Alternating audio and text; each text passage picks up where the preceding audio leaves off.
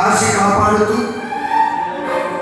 ఈ 2026 సంవత్సరం ఈ ఆగస్టు నెల ఈ 15వ తారీఖు సాయంకాలం ఈ సంపూర్ణ రాత్రి ప్రార్థనలో మేమందరం కలిసి కనపడే కృప మాకు అనుగ్రహించినందుకై నీకు స్తోత్రాలు వందనాలు చెల్లిస్తున్నాము ప్రభువా.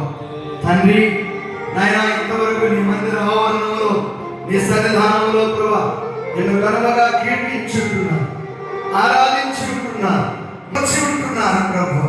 నీ అమోఘమైన వాక్కులు విని ఉంటున్నాము ప్రభువా. నీకు స్తోత్రాలు వందనాలు తండ్రి. ప్రభు నీకు స్తుతులు చెల్లిస్తున్నాం. సహాయం చేసే దేవుడా నీకు స్తోత్రాలు తండ్రి.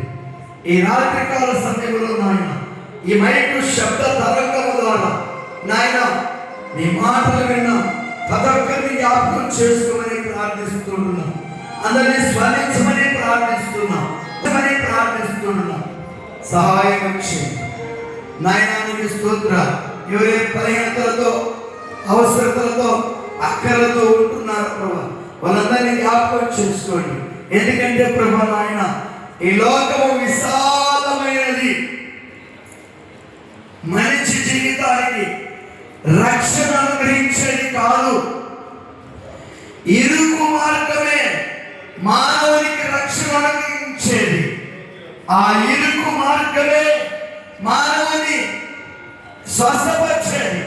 ఆ ఇరుకు మార్గమే మానవునికి విడుదలనిచ్చేదని పరిశుద్ధాత్మ దేవుడా నీ దాసుల ద్వారా మాట్లాడిన నీకు ప్రభువా నాయన ఇరుకు మార్గములో ప్రవేశించుడి, నేను మీకు విశాలమును అనుగ్రహిస్తానంటున్నావు తండ్రి. నీకు స్తోత్రాలు ప్రభువా, వందనాలు డాడీ. మొదట కొద్దిగా ఉండిన దేవుని మార్గములో, వాక్యము వెలుగులో, ఆత్మీయ జీవితంలో నమ్మకస్తులుగా శావకములో దైవజనుల ఎదుట ఎవరైతే నమ్మకముగా ఉంటారో వారిని